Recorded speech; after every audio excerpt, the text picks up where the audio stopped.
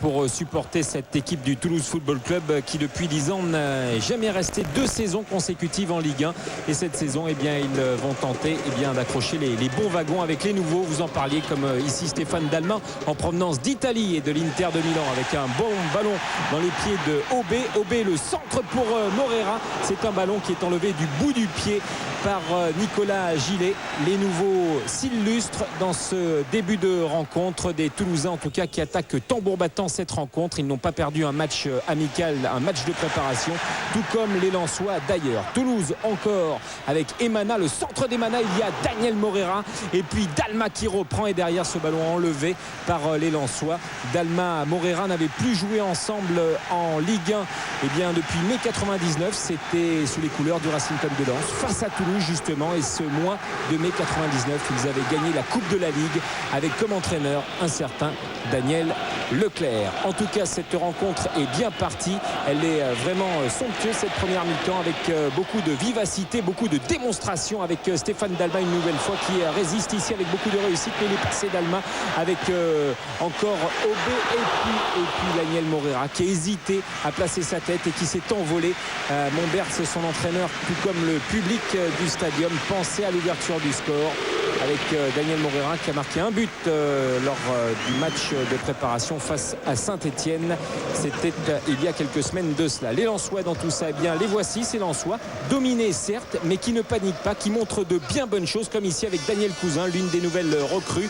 Daniel Cousin pour un très bon ballon vers Cubillier. Il y a Eric Carrière qui pivote, Carrière qui va frapper, c'est au-dessus. Carrière qui a hérité du brassard de capitaine par tirage au sort lors du premier match de préparation face à Saint-Etienne. Saint-Etienne d'ailleurs futur adversaire la semaine prochaine de cette équipe lensoise. Des Lensois toujours omniprésents en fin de rencontre de cette première période en tout cas, avec ici un ballon sur la tête de Daniel Cousin, ballon dévié sur sa transversale par Revaux et le retourné de John Utaka avec le pied de Dominique Arribagé pour sauver ses partenaires. Beaucoup de frayeur. Montbert craignait cette fin de première mi-temps. C'est vrai que ces joueurs ont bien donné, la chaleur est pesante mais en tout cas ils résistent bien avec de la réussite et surtout Dominique Arribagé ici qui sauve quasiment sur sa ligne. 0-0 à la mi-temps. Nous voici en seconde période. Encore et toujours les Toulousains à l'attaque avec Emana puis Suarez qui est passé. Suarez qui va feinter de frapper pour retrouver Daniel Morera. C'était collectif de la part du jeune Suarez en provenance d'Amiens. Il a également joué à Cannes, il a joué à Rodez. Il fait donc ses grands premiers pas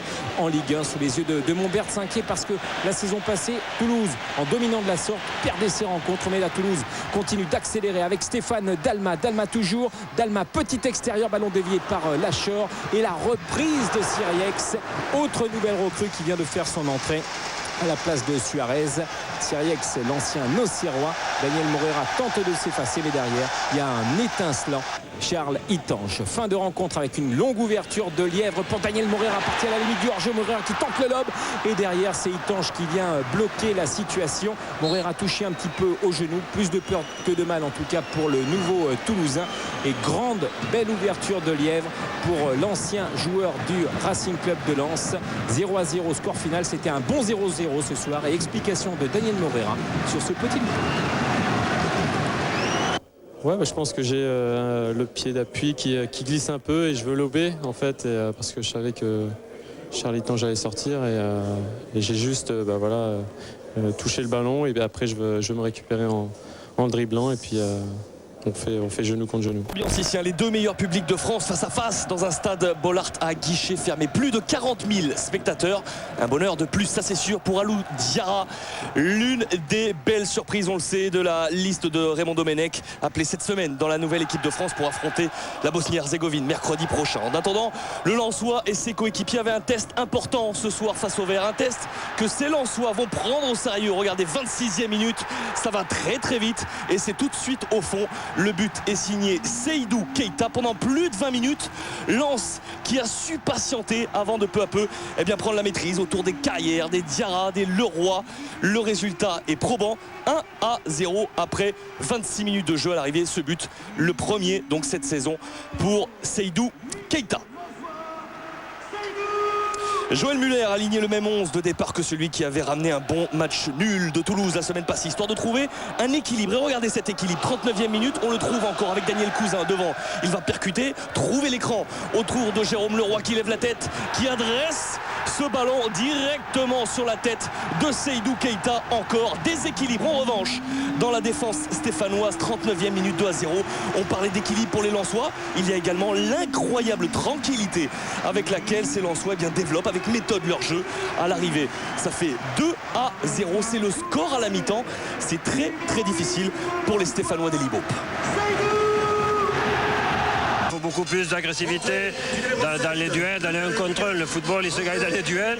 On a beau bien se replacer, mais après, il faut sortir fort sur l'adversaire. Il faut harceler l'adversaire et gagner le ballon dans ses pieds. Le message est clair pour essayer d'inverser la tendance. Javier Garrido, arrivé prêté de Valence, et Anthony Le Tallec, arrivé lui prêté de Liverpool. Les deux derniers transferts. Saint-Etienne tente d'inverser. Plus d'envie, plus de volonté. Mais les occasions sont rares. Du coup, Lens n'est pas véritablement inquiété. Et c'est les Lensois, au contraire, qui reprennent leur marche en avant. Là, ici, avec Leroy qui vient buter sur Jeannot. Et on va dérouler tranquillement côté Lensois. Reprendre, comme en première période, le même scénario. 65e minute maintenant. Toujours Outaka, toujours Cousin. Et toujours du côté gauche. C'est à souligner avec ce ballon que Jeannot ne réussit à prendre. Derrière, c'est encore Leroy qui, à son tour, est tout près d'inscrire son premier but sous ses nouvelles couleurs. Lens va continuer à parfaitement développer son jeu. On a pris de la tranquillité, on a pris de l'assurance, Mathieu, maintenant dans cette nouvelle dynamique. 72e minute, on continue encore côté gauche. Là-bas, ça va passer. On est accroché du côté de Leroy, mais place au jeu, car Carrière, un ballon dans la surface de réparation. Il vient fixé. C'est pour Outaka, le relais autour de Cousin. Outaka encore, Cousin, il est à terre. Regardez monsieur Vessière qui désigne le point de pénalty. Il signale une faute de main. Regardez sur le ralenti, c'est le malheureux Vincent Ognon qui est venu tacler et qui dans sa chute emporte ce ballon de la main. Pénalty en tout cas pour Daniel Moreira, pour Daniel Cousin tout simplement, qui transforme ce pénalty. Ça fait 3-0 pour Lens. C'est peut-être un petit peu sévère pour Jérémy Jeannot et les Stéphanois. En tout cas, c'est le premier but pour l'ancien Manceau sous son nouveau maillot. Et Lens, qui a parfaitement développé, qui a parfaitement contrôlé cette deuxième mi-temps. 75e minute encore avec John Outaka qui tente lui aussi. Et il faut l'impérial Jérémy Jeannot face à Monaco la semaine passée. On soulignait le travail qu'il restait à Saint-Etienne pour trouver le rythme de la Ligue 1. Et bien ce soir, ce travail est une nouvelle fois évident. La dernière occasion, elle est en revanche pour les Stéphanois, elle est pour Garrido, mais elle n'y changera rien. Un superbe Charlie Tange. Score final 3-0 pour Lens. 2 défaites d'affilée, apprentissage difficile. On écoute Vincent Ognon au micro de Marco Takar.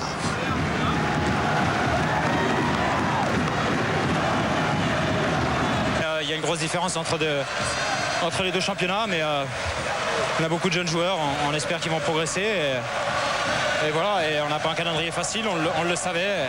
Maintenant il va falloir avoir un esprit plus conquérant et plus batailleur encore que ce semaine. C'est dans le magnifique stade des Costières qui accueillit une fois face à la Grèce l'équipe de France il y a quelques années de cela, l'équipe de France d'Aimé Jacquet. Cette relance historique d'Istres parmi l'élite, les Nîmois ont répondu présent. Ils sont près de 6000 aux Costières et sur ce terrain pas tout à fait neutre, Lens se sent très vite chez lui. Regardez l'accélération de John Outaka qui file au but côté gauche. Intervention de Savedjic, pas de faute pour monsieur l'Ermite. De retour après une longue blessure alors que le ralenti semble plutôt prouver le contraire. En fait, cette première demi-heure est à sens unique, à l'image d'un Carrière en balade dans l'entrejeu. Lens qui joue véritablement à sa main. Le centre de Carrière pour la volée acrobatique de Cousin, ça passe à côté, mais pas de doute, la confiance, elle est bien du côté des nordistes. Istres qui joue bas, il paraît bien contracté pour cette première. Attention à ce coup franc pour Carrière, la tête d'Hilton et 1-0 pour Lens. Premier but de Vittorino Hilton dans le championnat, l'ancien Bastier. Impeccable sur ce coup-là, plus prompt dans les airs que Savry et Thiam. Le marquage des plus larges et un avantage tout ce qu'il y a de logique pour la dernière équipe de Ligue 1, ne pas avoir pris de but. Et cette déviation parfaitement maîtrisée et regardez, semble-t-il répétée même par le Brésilien Hilton, tout sourire. Et ce but va en tout cas décomplexer les violets perdus jusqu'alors sur la pelouse des Costières. Diane Faye avec Florian Maurice pour Moussa Ndiaye côté droit. La frappe puissante, c'est sur l'arrêt début d'Itange. Première occasion pour les joueurs de Bazdarevic, bien repositionné autour de Safi et de Courtois. Derrière, il y a Laurent Courtois également du pied gauche extérieur. Ça frôle le poteau. Lui qui a connu une élite l'élite avec Toulouse en 2001. De l'espoir pour Istres, un avantage quand même des plus logiques à la pause pour le Racing et son impressionnante animation offensive. 10 minutes de jeu, regardez le coup de rein, le nouveau coup de rein d'Outaka pour Cousin, superbe travail pour Carrière sur un pas qui a trouvé le roi qui va marquer, non c'est petit filet. Début istréen avec la très bonne sortie de Laurent Weber pour gêner l'ancien Guingampais, mais on apprécie quand même la qualité offensive du jeu du Racing Club de Lens. Et pour éviter tout désagrément, Joël Muller demande aussitôt à ses joueurs de continuer à attaquer. Un message plutôt bien reçu. Le corner est pour Lens avec Seydou Keita qui le récupère dans un deuxième temps. Crochet pied gauche. Derrière, il y a la frappe, elle est osée. Il est en verbe. Il a inscrit 2 doublés contre Saint-Etienne et avec le Mali, sa sélection nationale en amical. Istres, lui, n'est pratiquement pas dangereux jusqu'à la 87e minute. Saïfi et Courtois qui complotent. Attention à Dumoulin côté gauche qui va centrer. Saïfi et Pelé sont tout près d'offrir une égalisation qui aurait été quand même un petit peu miraculeuse pour le promu, assez timide et qui a du mal à poser son jeu. Lens, lui, s'attache à défendre parfaitement et à contrer. Regardez l'accélération d'Outaka servie par Mounir Diagne. Il a lâché Keïla et il marque. Après ce petit dribble sur Laurent Weber, 2-0 pour Lens.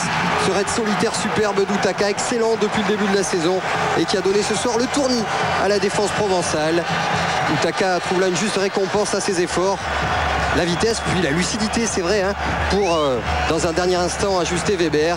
Il y avait eu le festival face à Saint-Etienne. Lens s'impose ici avec maîtrise et intelligence et encore une fois sans concéder le moindre but. Joël Muller, tout sourire, rend hommage au vainqueur du jour avec une spéciale dédicace pour son Nigérian John Outaka. On a vu un John Outaka assez étonnant aujourd'hui, qui l'année dernière avait fait une saison en demi-teinte. Aujourd'hui, il a perturbé effectivement la défense d'Istres par ses accélérations et il méritait de marquer ce premier but. Et je crois que ça va lui donner encore plus de confiance. Maintenant, on a une équipe beaucoup plus mûre, une équipe qui tient mieux le ballon. Et dans des matchs comme aujourd'hui, on se rend compte que cette lucidité technique et cette maîtrise, en particulier également au niveau des comportements, est très importante. Cette fois, c'est dans un stade Félix Bollard Archicombe que les Monégasques veulent absolument essayer de gagner, de remporter cette victoire qui les a fui à Caen, même s'ils sont privés ce soir de Lucas Bernardi et d'autres soirs aussi, puisque Adebayor la s'essaye juste au-dessus de la transversale d'Itange, puisque Bernardi, opéré du ménisque demain, sera absent des terrains pour au moins un mois. Encore Monaco omniprésent dans les 20 premières minutes avec cette frappe de Calonne qui n'a l'air de pas grand-chose, car c'est un but tout simplement, le deuxième de la saison pour Mohamed Calonne qui va toucher la transversale de Charles Itange. C'est le premier but encaissé par Itange cette saison et le deuxième but marqué par Calonne, le phénomène monégasque. 1-0 pour Monaco. Les Lensois voulaient connaître leur réaction une fois menés, bien les voilà servis avec Éric Carrière. Il faut dire que Lens c'est une défense sereine, un milieu de terrain équilibré, une attaque pimpante, Cubillier pour le centre, Roma qui repousse sur la tête de Cousin, mais c'est au-dessus de la cage de Flavio Roma. Toujours 1-0 pour cette équipe de Monaco qui a un milieu de terrain extrêmement solide, les défenseurs rugueux. Joël Muller demande à ses hommes de resserrer un petit peu les rangs et il a raison parce que même si Lens appuie par à-coup, Monaco reste très dangereux. Un ballon pour Cubillier, intenable face à son ancien club, le centre de Cubillier. Jérôme Leroy, la frappe elle est à côté de la cage de Roma. Jérôme Leroy qui voulait mieux fêter son 200e match ce soir en Ligue 1 dans son nord natal, mais il n'arrive pas à trouver le cadre.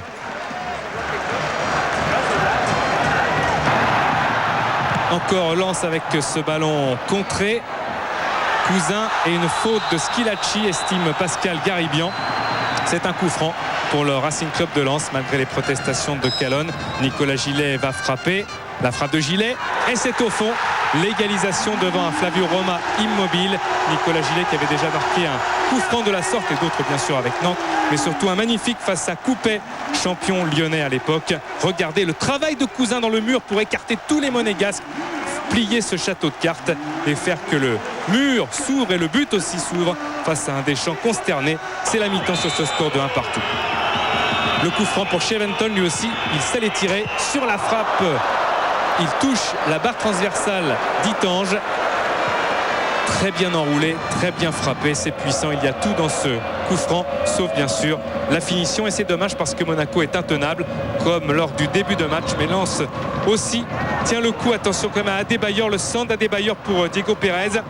Et la main de Seydou Keita dans la surface de réparation. Et monsieur Garibian, vous allez le voir sur le ralenti, même s'il y a main, monsieur Garibian estime là qu'il n'y a pas main volontaire. Et Didier Deschamps, lui, n'est pas d'accord avec l'arbitre, monsieur Garibian. La frappe de Pérez est détournée par Itange. Encore Monaco. Patrice Evra. La tête juste au-dessus de la cage d'Itange. La tête est de Emmanuel Adebayor. Joël Muller et Lens vont pousser les Monégasques jusqu'à ces derniers retranchements. Et pour l'instant, ce sont eux qui ont le ballon avec encore Cheventon. Cheventon pour le coup franc. Mounir Diane est rentré à la place de Keita et Itange qui se détend pour détourner ce ballon magnifiquement. Superbe frappe de Cheventon et superbe sauvetage d'Itange. Regardez jusqu'où il va, le gardien du Racing Club de Lens, pour éloigner le danger. Lens maintenant jette ses dernières forces dans la bataille pour livrer une fin de match exceptionnelle avec Cubillier encore. Le centre pour Utaka, le réflexe de Roma. On va en rester là sur ce score de 1 but partout. Un match nul, logique. Et Nicolas Gillet nous parle du nouveau Lens de cette saison.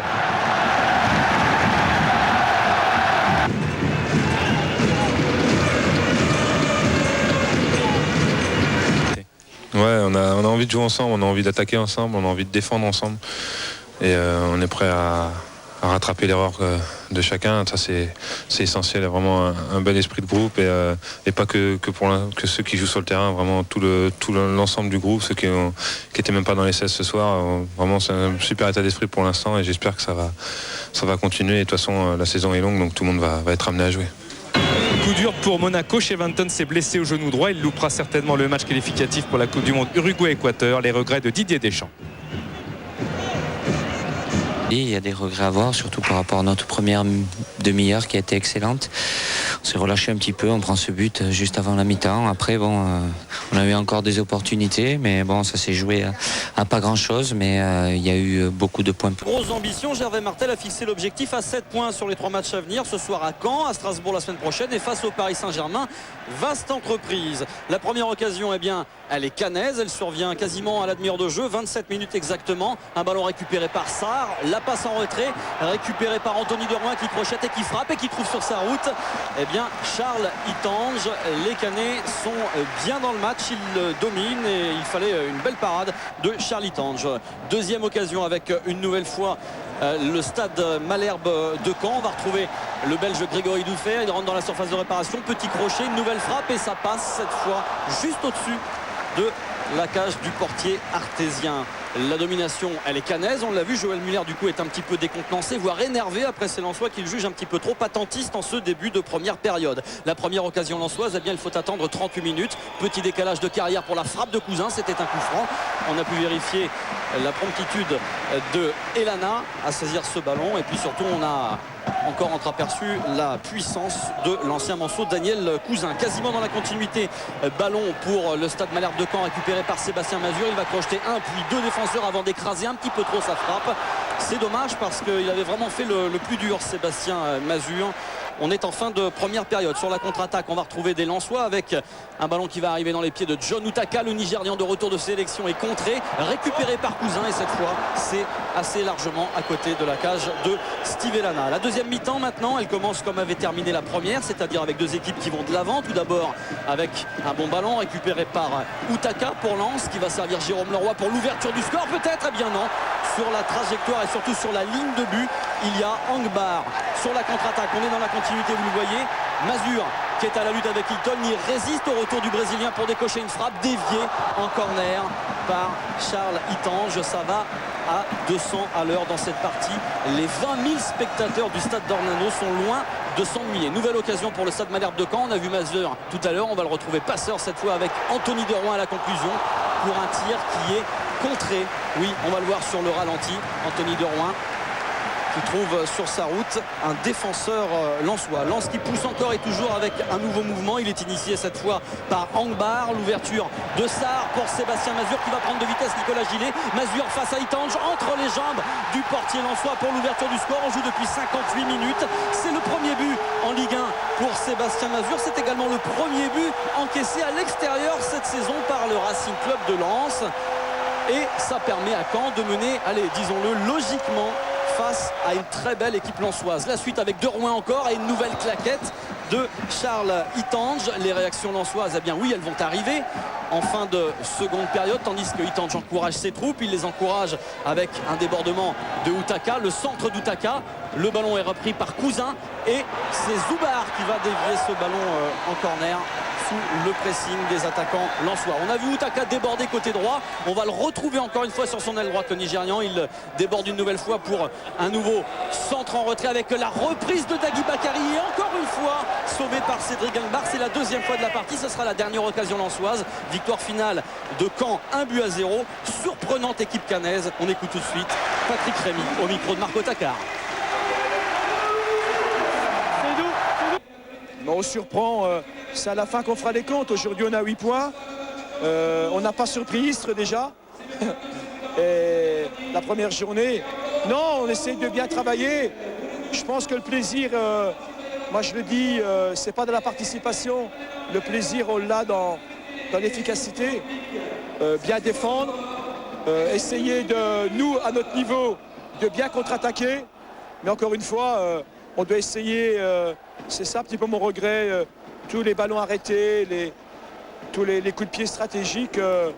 Il y a beaucoup de travail à faire pour être encore plus... Le capitaine, mais la pression, la tension se lit sur les visages des joueurs de Strasbourg, des joueurs d'Antoine Comboiré. Pression également du public dans les tribunes. Regardez cette banderole, il y a déjà la pression avant le coup d'envoi de ce Racing Club de Strasbourg, Racing Club de Lens. Et ce sont les Lensois que l'on retrouve avec Leroy pour Cousin John Outaka qui est poursuivi par Boka détourne, Outaka est encore là, mais qui détourne? C'est bien Stéphane Cassard, le suppléant de Rémi Vercoutre. Grosse pression dès les premières minutes des joueurs de Joël Muller, avec de la réussite ici certes pour John Outaka, mais en face il y a un très bon Cassard pour ne pas encaisser le premier but de cette rencontre. Premier coup de pied arrêté pour les Strasbourgeois avec ce coup franc de Pascal Camadini.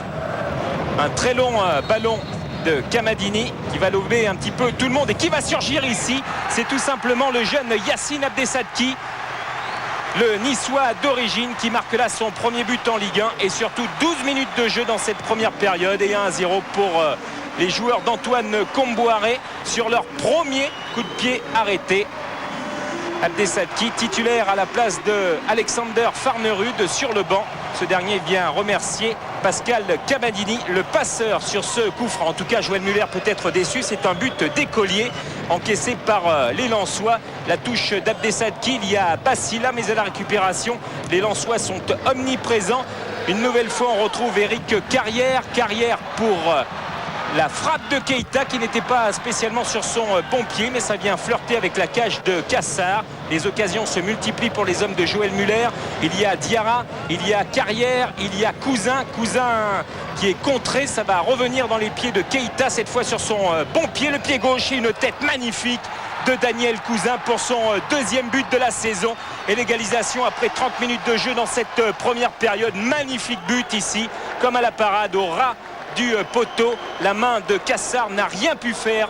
Un but partout entre Strasbourg et Lens. Dès lors, Cousin et ses partenaires continuent de faire le rouleau compresseur. Il y a Carrière, puis Jérôme Leroy. Plat du pied n'est pas efficacité. C'est la transversale qui vient sauver Cassard. On était pratiquement dans les arrêts de jeu de cette première période. Jérôme Leroy, très en vue comme Carrière, peut-être déçu. Regardez, il avait tout fait, mais en tout cas un but partout à l'issue de cette première période, avec l'analyse du capitaine strasbourgeois Christian Bassila.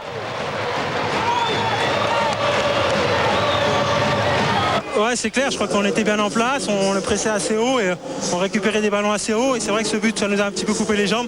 Mais bon, il y a eu du positif dans cette mi-temps et il faut surtout garder le même état d'esprit et être une grosse solidarité pour la deuxième mi-temps. État d'esprit, solidarité, c'était les mots cette semaine lors de la mise au vert, et ça se procure une nouvelle fois sur le terrain avec Arrache puis Pagis et l'arrêt d'Itange. dès les premières minutes de cette seconde période. Pagis qui avait déjà marqué face à Lens, c'était avec Sochaux la saison passée en Coupe de la Ligue lors de la victoire 4-0 à Bollaert. Les Strasbourgeois sont désormais dominés un petit peu plus par Leroy et ses partenaires. Leroy qui frappe, Cassard qui détourne. Le duel Leroy-Cassard se poursuit dans cette rencontre, mais c'est bien le gardien strasbourgeois qui a pour l'instant le dernier mot. Un corner de Carrière, le ballon qui est détourné par les Strasbourgeois et le contre peut-être avec Johansen, Le Pen. Mais regardez, c'est quasiment un 2 contre 5 qui va se dessiner face à la cage d'Itange. Lachor ne veut pas se jeter et Le Pen frappe, et malgré Itange, ce ballon vient se loger au fond du but. Premier but cette saison pour Ulrich Le Pen, et surtout les hommes d'Antoine Comboiré qui reprennent l'avantage dans cette rencontre. Chevauché magnifique d'Ulrich Le Pen qui se déjoue de Lachor, et surtout donc 2-1 pour le Racing Club de Strasbourg face au Racing Club de Lens. Le Pen qui était très remonté à l'issue des 3 jours de mise au vert, et bien réussit là un but superbe après ses 70 mètres de course. Mais on lit quand même encore la sérénité dans le regard de Joël Muller, même si derrière il y a ce bon ballon dans les pieds de Mamadou Niang. Il vient de faire de son entrée, Mamadou Niang, c'était son premier ballon, ça passera à côté, mais à l'issue de cette frappe, vous allez le constater, moment douloureux pour Lachor, contact avec Niang sur le tibia gauche, et le verdict va tomber à l'issue de la rencontre. Lachor est victime d'une fracture du péroné. Il y aura des examens plus approfondis demain, dès lors que Lachor aura rejoint Lens. Moment douloureux donc pour les Lensois, et Baroul va remplacer Lachor pour les 10 dernières minutes de cette rencontre. Les Lensois n'ont pas abdiqué, loin de là. Le jeu est absolument étincelant, mais derrière il y a la générosité de Bassila et de ses partenaires, comme ici encore Mamadou Niang qui s'est échappé, qui va glisser ce ballon sous Itange. Retour du Brésilien Hilton, magnifique pour empêcher peut-être la balle du chaos dans cette fin de rencontre. Mamadou Niang manque là de réussite, mais les Lensois sont toujours présents avec Cubillier, Jérôme Leroy avec un bon décalage ici pour John Utaka dans la surface de réparation. Utaka, le ballon au second poteau, et qui surgit Eric Carrière, le capitaine lensois, qui vient égaliser quasiment à la fin de cette rencontre. Eric Carrière n'avait plus marqué en Ligue 1 depuis le 19 décembre dernier. C'était avec Lyon face au Paris Saint-Germain. Paris justement, prochain adversaire de ces Lensois. Ce sera mercredi dans un stade Félix Bollaert bouillonnant et à guichet fermé. Rageur, on l'est sur le banc des Lensois, parce que ce sont les arrêts de jeu avec Carrière, ce corner et la tête de Thomer qui vient s'écraser sur le poteau des Strasbourgeois et de Stéphane Cassard. Ce sera la dernière occasion de cette rencontre. 2 buts partout entre ces deux formations. Thomer aurait pu donner les 3 points de la victoire. Et on écoute l'analyse d'Antoine Comboiré, l'entraîneur de Strasbourg, et bien entendu du buteur Eric Carrière. Je crois qu'on a joué avec notre cœur, mais ça ne suffit pas, parce qu'en face, il y a une équipe qui est capable de tenir le ballon, une équipe qui s'est créée d'énormes occasions. Pour nous, c'est quand même un bon point. C'est toujours important au niveau personnel de marquer. Je ne vais pas faire le modeste, mais par contre, ce qui est très très important pour nous, c'est de ne pas avoir perdu, parce que sinon on aurait été sur 2 défaites d'affilée, et donc ça aurait été un peu négatif. Là, on repart sur une dynamique intéressante, et Paris, ça va être un gros match. Donc je crois qu'ils jouent demain, c'est ça. On va regarder attentivement et bien se reposer. Des Parisiens souriants avant match, mais très vite dominés par des Lensois, plein de mouvements dans ce premier quart d'heure. Premier homme dangereux, c'est Daniel Cousin, servi par Keita. Bonne tête de l'ancien Manceau. Lens qui s'installe dans la partie de terrain parisienne. Paris Saint-Germain qui subit sans être vraiment inquiété, à moins que Diarra n'aille tromper Lionel Letizy. Il était monté très très haut dans la stratosphère, le néo-international français, sur un nouveau corner. C'était la 19e minute, et toujours les 100 et or, les hommes de Joël Muller, pas très très loin de la surface de réparation parisienne.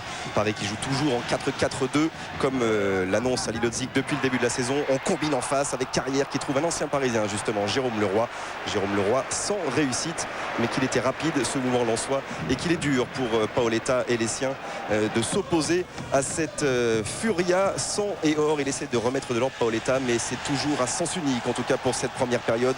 Toujours les Lensois à l'attaque. Utaka qui va griller Pierre Fanfan et enchaîner la frappe. Il est allé très vite, le Nigérian. Belle réponse néanmoins de Lionel Letizy. Paris qui plie, mais qui ne rompt toujours pas. Alors pourquoi pas sur une frappe lointaine, coup franc indirect. On a décalé Daniel Cousin, et encore une fois envolé, signé Lionel Letizy. face au buteur lensois. Quelle belle parade de Letizy. Et vous l'avez noté, aucune occasion parisienne dans cette première période. On joue la 44e. Pourquoi pas un premier mouvement avec Modeste Pamy pour Paoletta, sans contrôle mais sans danger là aussi à l'arrivée pour Charles Itange. Dominer les Parisiens, dominer dans le jeu, mais qui sortent petit à petit. Et on est dans les arrêts de jeu, dans le temps additionnel de cette première période. Et sur le coup franc de Sylvain Armand, Vahid Halilhodžić lève les bras. Oui, le Paris Saint-Germain ouvre le score contre le cours du jeu à Bollaert. Ouverture du score signé Lorik Sana, qui monte plus haut que tout le monde, l'international albanais, et qui voit sa tête venir frapper la base du poteau lensois. Itange est trop court. Et Paris, oui, Paris, contre le cours du jeu, mène bien 1-0 à la pause. La joie de Sana, Frédéric Thiriez et Raymond Domenech, eux, dans les tribunes, restent concentrés car ce match est loin d'être terminé. Et la deuxième période reprend plutôt bien pour les Parisiens, comme décomplexés par l'ouverture du score en première période. Ils vont mieux à l'image de Sylvain Armand qui enchaîne la frappe après une longue course. Il avait peut-être d'autres solutions, l'ancien Nantais, mais il frappe, c'est cadré et cela oblige Charles Itange à une belle détente. Paris mène 1-0, Paris essaye d'enchaîner, mais petit à petit Lens va à nouveau s'installer dans cette rencontre et mettre la pression dans la surface parisienne avec Outaka pour le centre de Seydou Keita et une tête énorme signée Daniel Cousin. Letizy, on l'a vu, n'a pas esquissé le moindre mouvement, pas de réussite encore pour les attaquants lensois, comme cela avait déjà été le cas du côté de Strasbourg la semaine dernière. C'est ralenti étonnant de cette tête de Cousin qui termine à quelques centimètres de la lucarne. Paoletta est sorti, il a laissé sa place à Louboya et regardez Daniel Louboya qui n'était même pas dans le groupe contre Monaco samedi. Pour son premier ballon, il sert Pancrate. Pancrate, pourquoi pas frapper et inscrire le deuxième but parisien à la 77e minute. C'est son premier but sous ses nouvelles couleurs. Elle est peut-être légèrement détournée, la frappe de Pancrate par Jacek Bak, légèrement. En tout cas, elle vient tromper Charles Itange un petit peu court. Encore une fois, le gardien lensois. 2-0 pour Paris et ça commence à sentir bon pour les hommes de Halilhodžić, à moins que Lens ne réagisse avec Jacek Bak, justement 82e minute. Ils vont se dépêcher de Lensois parce qu'ils ont peut-être encore le temps de revenir. Une tête au premier poteau et une deuxième décisive signée du Polonais Jacek Bak. Il y croit évidemment Joël Muller. Il reste 8 minutes à jouer. Ces hommes ne sont plus qu'à un but du match nul. Ils ne sont plus menés que 2-1 et sur coup de pied arrêté. Pourquoi pas Hilton, le Brésilien, 86e minute, égalisation pour le Racing Club de Lens. C'est le deuxième but cette saison de l'ancien Bastiais. Il est bien seul là-bas au second poteau et d'une tête puissante, il vient tromper Lionel Letizy. Oui, les Parisiens y ont cru, mais Lens, et c'est logique sur l'ensemble du match, revient à 2 partout. Paris aura tenu 82 minutes dans un style très proche de la saison passée. Joël Muller, lui, est satisfait. Oui, c'est une bonne satisfaction parce qu'on fait du jeu. Je pense que le public, aussi bien à Strasbourg la semaine dernière qu'aujourd'hui, le public voit des occasions, voit des buts, même s'ils sont arrivés en fin de match. Simplement, je crois que les joueurs mériteraient d'être récompensés par une victoire qui nous permettrait surtout de ne pas trop décrocher au classement. Des tirs approximatifs, des fautes inutiles. Décidément, les Lensois hier soir ont bafouillé leur football. Dans ces conditions, ce sont les Nantais qui ont rapidement pris le contrôle des opérations. Et il a fallu tout le talent de Charles Itange pour repousser l'échéance. 29e minute, double assaut de Bratou et de Pujol. 40e minute, tir de Yaki. Joël Muller est inquiet et il y a de quoi. On n'a pas vu l'équipe qu'on a l'habitude de voir depuis le début de saison, une équipe en particulier en première mi-temps qui a été dominée dans le jeu par l'équipe nantaise, aussi bien au niveau de la qualité du jeu qu'au niveau de l'agressivité. On a subi, on a été incapable de gagner nos duels et on est arrivé à la mi-temps avec un match nul, ce qui est un peu flatteur.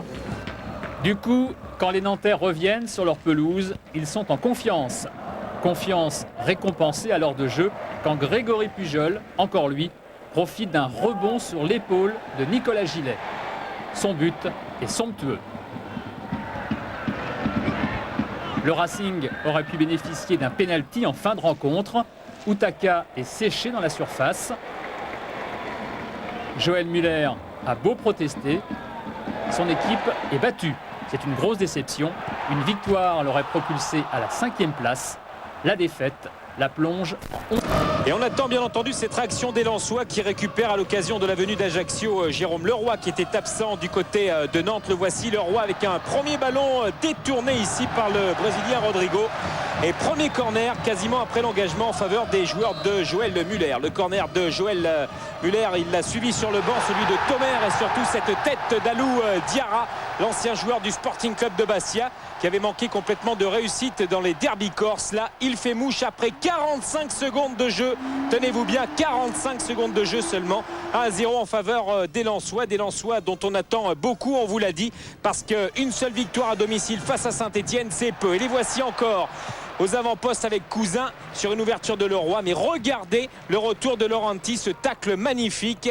Beaucoup de mouvements dans le jeu lensois, avec une réaction ici sur coup de pied arrêté d'Ajaccio. Le coup franc d'André Luis. Lucas, 4e but de la saison pour le Brésilien, qui vient égaliser. Magnifique sur ce coup franc d'André Luis. Et pourtant Itange était là à la parade, mais dans une nuée de Lensois, eh bien Lucas vient égaliser. Un but partout. Cette équipe d'Ajaccio sent qu'elle peut faire un coup ce soir sous le regard de Pantaloni. C'est quasi sûr. Roland Courbis sera cette semaine du côté d'Ajaccio. Ça, c'est l'info de la soirée, et certainement face à Strasbourg sur le banc. Mais attention pour l'instant à ces Lensois, et des Lensois qui bousculent ici les joueurs d'Ajaccio avec John Utaka. Utaka et la reprise de Cousin largement au-dessus de la cage de Stéphane Porato. Énorme occasion ici pour cet homme, Daniel Cousin, quasiment seul au point de pénalty.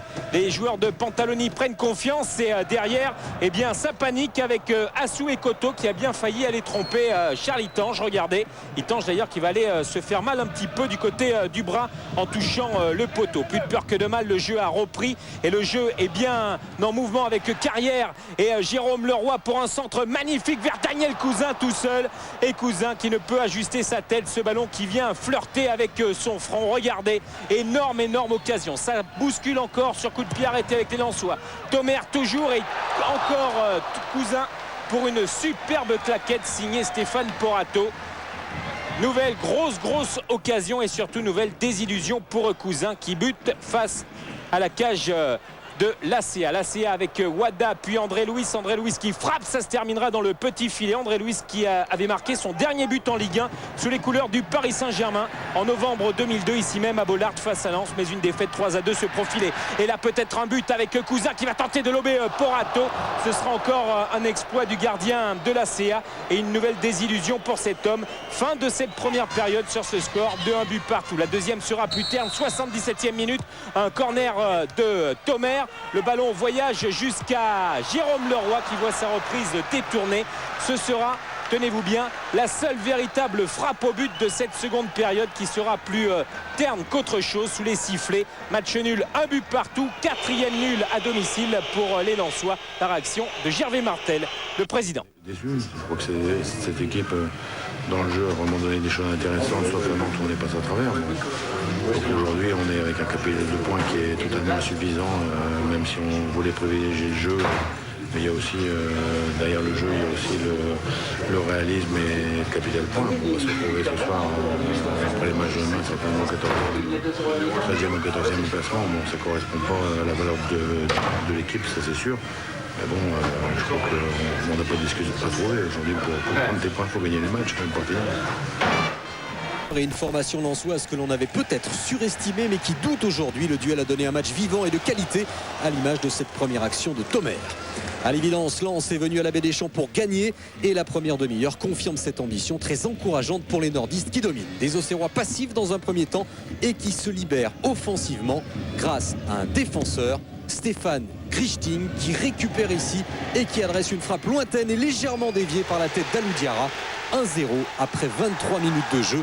Le premier tir cadré des Auxerrois est payant. Stéphane Grichting au culot et avec un petit coup de pouce de l'adversaire.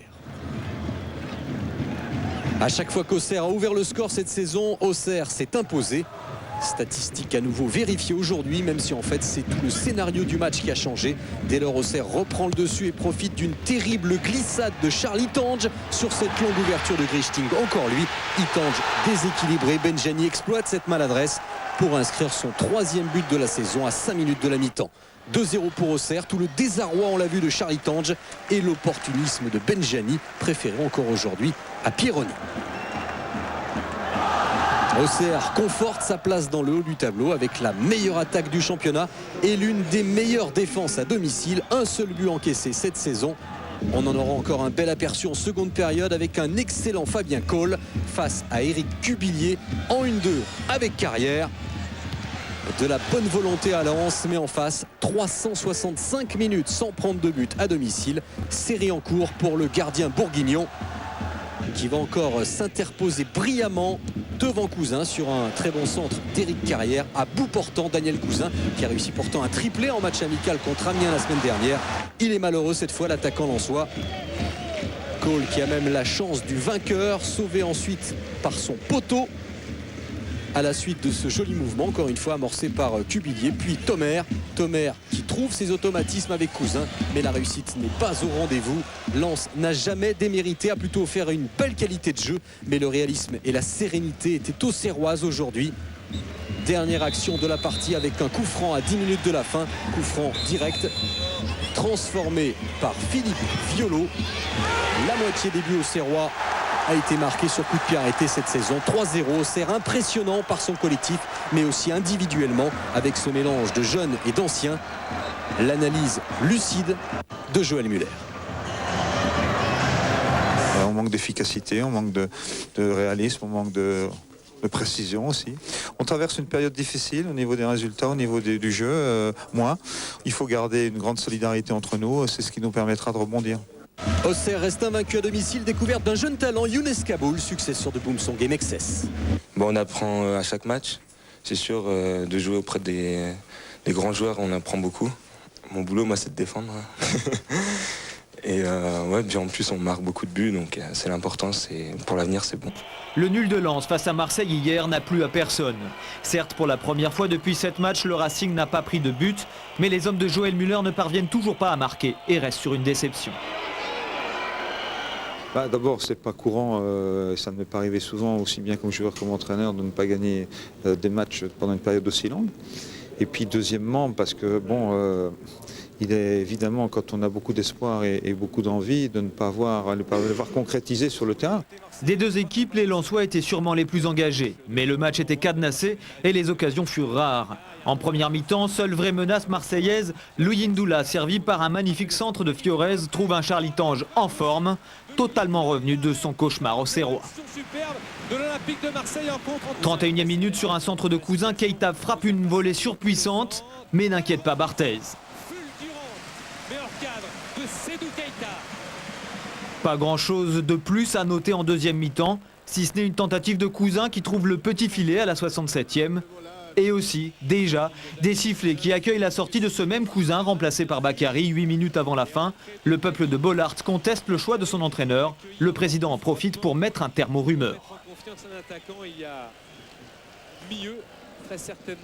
On ne sépare d'un entraîneur quand d'abord le mec travaille pas, quand il est incompétent et quand le groupe n'adhère pas. Aucune de ces conditions-là sont réunies aujourd'hui. Donc Joël Muller sera, je l'espère, l'entraîneur pour toute la saison. La confiance du président suffira-t-elle à relancer le Racing? Le surplace au classement pousse inexorablement l'équipe vers la zone des relégables et les matchs qui s'annoncent ne sont pas faciles. Lens est plus que jamais attendu. Le résultat et ce en dépit d'un bon jeu d'un groupe sain et réceptif, c'est lui qui le dit. L'objectif, tenir d'abord ce soir peut-être pour mieux contrer ensuite. Lens est venu à 5 dans l'entrejeu. Ballon pour Riera face à Cubillier. On joue depuis quelques minutes. Long centre de Riera et c'est finalement Juan Pablo Francia qui récupère ce ballon. Le centre pour la tête de Chamac, bordelais jusqu'en 2009. C'est au-dessus des buts d'Itange qui n'a pas pris de but face à Marseille, ce qui ne lui était pas arrivé depuis 7 matchs. Lens en 4-5-1 avec le seul Outaka en pointe. Un Carrière excellent ce soir à la baguette. Ballon pour Thomer, l'appel de Leroy. Regardez Thomer, il attend tranquillement que Carrière arrive à hauteur. Le contrôle est un petit peu long malheureusement. Grosse occasion pour le Racing Club de Lens avec ce contrôle raté de Carrière. Dans la continuité, Pavon qui demande à ses joueurs d'être plus près de leurs attaquants. Le message est reçu 5 sur 5 par Kamel Meriem à la baguette. Meriem pour Chamac, le 1-2 a marché. La frappe, non. La petite feinte derrière. Le petit coup d'œil qui au deuxième poteau. Lasland pour la volée, c'est au-dessus des buts. Pas de 117e réalisation pour lui, mais une volée délicieuse, appréciée à sa juste valeur sur ce beau service de Meriem. Bordeaux qui joue assez bas, peut-être un peu trop. Et Lens qui sent hardi avec Thomer qui va récupérer ce ballon. Carrière sur un pas pour la volée extérieure d'Outaka. Et quel envolé magnifique d'Ulrich Ramé. Tout est à déguster. L'action ne donnera rien, mais regardez au ralenti. Vraiment, on décompose l'extérieur de Tomer, le petit bijou de carrière, la volée d'Ouktaka et un Ramé toujours très décisif ces dernières semaines. 0-0 à la pause d'un gros match tactique, vous l'avez dit, entre ces deux champions du nul. Et Muller qui a demandé, lui, au Lensois, de laisser les attaquants girondins hors de la surface et de bloquer les couloirs. Corner de Francia, la tête d'Assou Ekoto, ballon récupéré par Kamel Meriem qui cette fois-ci choisit le pied droit. Meriem qui ose et qui joue comme il aime, c'est lui qui le dit, et c'est plutôt bien puisqu'il est dans tous les bons coups offensifs de sa formation. L'heure de jeu et le Racing Club de Lens qui enfin arrive à comploter au milieu de terrain, monopoliser tranquillement ce ballon. Le Roi qui récupère le cuir offert par Outtaka. Outtaka face à Sid et Planus. Outtaka dans la surface, la frappe c'est entre les jambes d'Ulrich Ramé, son deuxième but cette saison. Outtaka n'avait plus marqué depuis le 21 août. C'était à Istres à l'époque. Lens était leader du championnat. Superbe travail de Leroy et on apprécie derrière le geste du Nigérian. De nouveau buteur, c'est le sourire du Racing Club de Lens qui mène 1-0 à l'heure de jeu du côté de Chabandelmas. À vouloir un petit peu trop jouer, Bordeaux a été crucifié, ce qui explique cette moue de Pavon et les Girondins qui vont repartir parce que après les nuls, il ne faudrait surtout pas perdre à la maison. Alors Faubert provoque une énième fois Assou Ekoto, le centre, la volée de Meriem, c'est dévié et c'est au fond. 4e but de Kamel Meriem sur ce bon centre de Faubert. Regardez Meriem qui s'applique, surtout il essaie d'abord de cadrer dans le sens du but et quand rien ne sourit, c'est votre défenseur qui vous trompe. Suffisant en tout cas pour ramener logiquement et un Meriem des grands soirs à la hauteur de Lens. Et Bordeaux qui va pousser, qui monopolise le ballon en cette fin de match. La déviation de Lasland pour Riera qui prend meilleur sur Jacek Bak du pied gauche. C'est le petit filet de Charlie Tange, très à son avantage ce soir et qui était parfaitement sorti sur ce coup-là. On joue la 94e minute. Bordeaux a fait rentrer Bunier et Huchet et les Girondins qui poussent dans les toutes dernières secondes. Chamac, Gilet qui va dégager. Non, le tacle est parfait de Kamel Meriem. Le petit coup d'œil, le centre pour Giorietti. C'était la balle de match. 8e nul en 12 rencontres. Score final un partout. Ce jeune Bordeaux n'avance pas malgré un bon match. Et nettement dominé en deuxième mi-temps. Lens, lui, bien sûr, se contentera de ce match nul. Et tout arrive puisque même Joël Muller a retrouvé le sourire. Écoutez-le à la fin du match au micro de Gaëtan Huard. De la confiance, on en a, parce que si on n'avait pas de confiance, je pense qu'on ne serait pas capable de tenir le ballon comme on le fait, d'essayer de poser le jeu, de construire. On avait choisi d'être un peu plus bas aujourd'hui parce qu'il y a 15 jours à Auxerre, en étant très haut, en dominant le sujet, on avait pris 3 buts, donc il faut être plus efficace, plus réaliste. Je crois qu'ils ont bien fait, le match s'est déroulé comme on le souhaitait, laisser un peu l'équipe bordelaise venir buter contre nous et profiter de la vitesse de nos attaquants. Malheureusement, une faute d'inattention, Meriem se retrouve seul, un ballon est dévié, puis on perd 2 points. Mais on va tout faire pour être la première équipe à battre Lyon.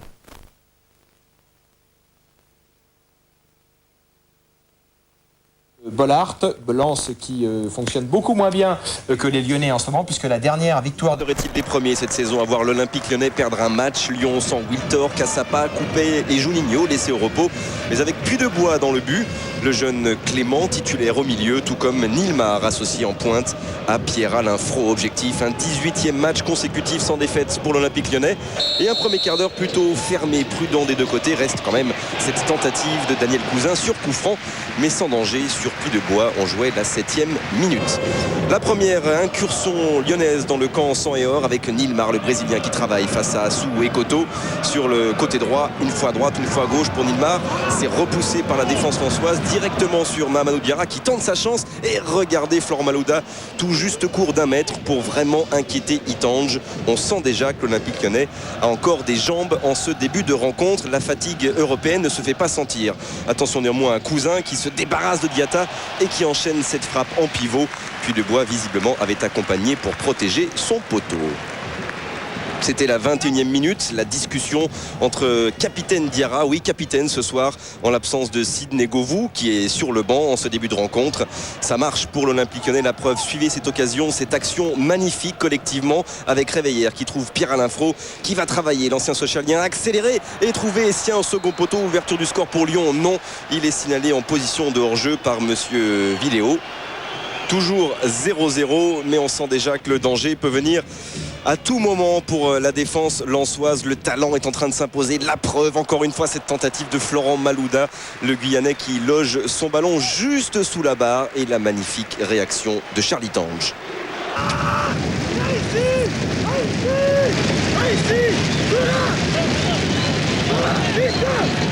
Il en dépense de l'énergie, de la concentration. Charlie Tange pour placer ses partenaires. Coup franc de Malouda, tête et but pour l'Olympique Lyonnais. 35e minute. La joie de Chris, la joie de Michael Essien, le Ghanéen. Mais ce n'est pas lui qui a inscrit ce but et qui a ouvert la marque. Regardez bien le ralenti. C'est d'abord Jacek Bak, le Polonais, qui touche le ballon de la tête. Rebond sur le poteau et derrière, c'est bien Charlie Tange qui marque contre son camp. Lyon a concrétisé son temps fort. 1-0 à la pause pour le champion de France. On n'arrive pas à les mettre en difficulté, donc à les faire douter. En plus, on a pris le premier but, donc ça va être très difficile en deuxième période. Mais je crois qu'il faudra qu'on mette un peu plus de folie parce que actuellement, on n'arrive pas à être dangereux. Il espère de la folie, Eric Carrière, le capitaine lensois. Elle arrive côté sang et or dès le début de la seconde période. Regardez ce centre d'Assou Ekoto et cette tête d'Olivier Thomer qui venait juste de rentrer à la place de Jérôme Leroy. Là encore, le remplaçant de Grégory Coupet répond parfaitement. Claquette pour sortir ce ballon. C'était la 52e minute. Voici la 58e. Signe de la domination lensoise. On est à la limite de la surface de réparation lyonnaise. Dégagement de Mahamadou Diarra. C'est récupéré par les Lensois jusqu'à John Utaka. Frappe du Nigérian, là encore une fois sorti par Puy-de-Bois. Et la tentative de centre d'Éric Carrière, elle aussi interrompue par le retour du gardien lyonnais qui remplace parfaitement en ce début de seconde période très chaude pour sa défense, Grégory Coupet. Voilà la double parade de Nicolas Puy-de-Bois avec un Joël Muller qui montre la marche à suivre pour ses joueurs. Ils essayent évidemment les 100 et or avec par exemple le tout jeune joueur Emelson qui vient du Cap-Vert. Il a 18 ans, il jouait ce soir pour la première fois. Ça ne donne malheureusement rien pour lui, mais malheureusement aussi une nouvelle blessure dans l'effectif lyonnais. Torsion de la cheville sur cette action pour Eric Abidal. Heureusement sans conséquences durables. D'ailleurs, la domination lensoise ne le sera pas. Reste en fin de match cette belle image d'un ciseau de Sidney Govou. 18e match donc sans défaite pour Lyon qui quoi qu'il arrive restera leader. 10e match sans victoire pour Lens. On écoute Paul Le Guen heureux et Alou Diarra forcément sous le choc. On le mérite parce qu'on fait beaucoup d'efforts et on ne vole rien. On fait des matchs solides, sérieux, pas flamboyants parce qu'on ne peut pas le faire tous les 3-4 jours, mais on s'y prend plutôt bien. On avait hâte de faire, de faire échouer cette équipe lyonnaise pour la première fois. Résultat du compte, on perd à domicile encore des points et on est franchement déçus. En plus, au niveau du classement, ça n'arrange pas les choses. On a besoin de beaucoup de points et on est très loin de nos objectifs. Impressionnant. Ainsi, dès la 13e minute, Seydou Keita profite d'une erreur du défenseur niçois Florian Jarja pour ouvrir la marque. 1-0 pour Lens. Mais après un premier tir sur le poteau, les Niçois réagissent juste avant le repos.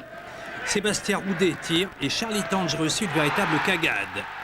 Le gardien lensois est trompé par un faux rebond et Nice égalise durant le temps supplémentaire. Les Niçois se créent les meilleures occasions en deuxième période, encore une fois par Roudet sur cette reprise de volée, ou un peu plus tard par Linz qui brouille la politesse à Itange, mais son tir de la tête passe à côté du but de Lensois. Les deux équipes resteront à égalité à l'issue de prolongation. On a vu une équipe qui a lutté, qui a bagarré. On prend encore un but un peu bidon, malheureusement. Surtout qu'on a eu la chance d'ouvrir le score. Dans des conditions là, c'est quand même un gros avantage. Et puis de prendre un but juste avant la mi-temps, ça aurait pu nous mettre un coup au moral. Mais heureusement, les garçons sont restés concentrés. Les deux équipes doivent donc se départager avec la terrible séance des tirs au but. À la 6e série, c'est la mort subite. Charlie Tange, malheureux jusque-là, détourne le tir de Abardonado et qualifie Lens pour le tour suivant. La séance des tirs au but, c'est pile ou face. Donc c'était soit on gagne, soit on perd. Et puis ce soir, on a eu la chance. Elle est revenue un peu avec nous, donc tant mieux. Cet arrêt victorieux de Itange servira peut-être de déclic pour un Racing plutôt malheureux en championnat. Nice-Lens, une histoire de sens, de virage même pour Lens, au bord de la crise sportive. Côté nordiste, Utaka, Carrière et Leroy sont de retour et il n'y a pas grand-chose pendant un quart d'heure jusqu'à ce ballon sorti par Cobos, le relais avec Agali et José Cobos. Il rentre tranquillement dans la surface pour ajuster Itange. Première occasion du match et premier but niçois, marqué avec le sang-froid d'un grand buteur par José Cobos. 36 ans, 16 ans de Ligue 1 s'il vous plaît. La belle remise bien sûr d'Agali. Et Cobos qui montre la voie à ses Niçois, ô combien revanchard après la défaite en Coupe de la Ligue. En fait, il faut attendre 25 minutes pour voir Lens d'attaque. Keita pour Utaka qui a vu Carrière dans l'intervalle. Carrière qui crochette à Bardonado qui va frapper. Et l'arrêt de Gregorini pour sa 100e ce soir. le portier niçois. Carrière gênée par le retour d'Abardonado qui n'a pu ajuster sa frappe. Dans les secondes qui suivent, regardez, Leroy a raté son contrôle derrière. Il se laisse aller dans les pieds de Jankowskas et Monsieur Garibian qui sort le carton rouge. Leroy étonné. Au ralenti, les deux pieds en avant, mais de face, pas de côté. L'expulsion peut paraître sévère, mais il y a bien un mauvais réflexe inutile de Leroy, victime peut-être, encore une fois, de son tempérament. Période noire en tout cas pour Lens à 10 et qui réagit presque aussitôt, bien remplacé par Muller. Utaka face à Roudet, il accélère, il est à 25 mètres, il a vu l'espace face à Bardonado et l'intérieur du pied pour tromper le portier adverse. Troisième but nigérian, auteur de chevauchées fantastiques à Istres et à Bordeaux et qui s'envoie une nouvelle fois seul, transpercé en technique, en vitesse. La défense nordiste, réaction d'orgueil et de talent de Guy Lensois. Et comme en coupe à la pause, Nice et Lens sont à égalité. Un partout. Nice qui est revenu avec plus de mordant. 50e minute, ballon dans le pied de Balmont. L'ouverture pour Jankowskas qui se gêne avec Marama Vairua. Deux Niçois seuls au deuxième poteau. Et c'est le plus petit des deux qui inquiète Charles Itange. 3 minutes plus tard, on va retrouver Edgaras Jankowskas, le Lituanien qui centre. Barul et Bach qui se gêne. Marama Vairua qui va marquer, non, arrêt d'Itange. La défense lensoise une nouvelle fois remaniée qui souffre ce soir par manque d'automatisme, de repères et pas de quatrième but pour le pagayeur Marama Vairua. Deuxième période à sens unique, l'heure de jeu et le ballon qui est récupéré par l'inusable Florent Balmont. Il n'y a personne, alors il s'avance, il frappe, extérieur pied droit, c'est Aura de la lucarne, en tout cas d'Itange. Lens qui se contente de défendre, de garder ce petit point important, au moins psychologiquement. Roudet qui a trouvé Abardonado, montré aux avant-postes, le centre, Jankowskas qui se jette et Agali qui ne peut reprendre. C'était la balle de 2-1 à la 89e minute. Lens tient le point du nul, c'est pas terminé parce qu'il y a Roudet qui insiste encore une fois dans son couloir face à Koulibaly, le centre, Jankowskas en retrait pour Varro, c'est trop mou, un partout, score final, même score que mardi en coupe. 4e match sans victoire pour Nice, malgré une grosse deuxième période. Lens n'a plus gagné quasiment depuis 3 mois, jour pour jour. Un point à 10 au courage, c'est bien, mais c'est peu également. C'est ce que dit en substance Eric Carrière au micro de Laurent Vernet. Le fait d'être réduit à 10 a fait prendre conscience à tout le monde qu'il fallait vraiment tout donner. On n'avait pas trop le choix. Et ça, je pense que ce point nous récompense grandement. Mais j'espère qu'il va appeler des victoires parce qu'on a surtout besoin de victoires. Régional, pour la première fois depuis bien longtemps, Lens accuse 15 points de retard sur Lille. Et le début de match illustre bien cette différence. Sérénité lilloise symbolisée par cette première occasion d'Odemwingie, bien repoussée par Itange. Première période, somme toute très équilibrée. Lens n'a plus gagné à Bollaert depuis le 14 août, il y a plus de 3 mois. L'espoir va renaître chez les supporters lensois dans le temps additionnel, juste avant la mi-temps, avec ce joli mouvement et ce centre de Barul pour Olivier Thomer qui marque son premier but de la saison. 1-0 pour Lens, un petit peu contre toute attente. En fait, la première occasion lensoise du match concrétisée par Thomer, réalisme retrouvé soudainement et colère bien compréhensible de Claude Puel.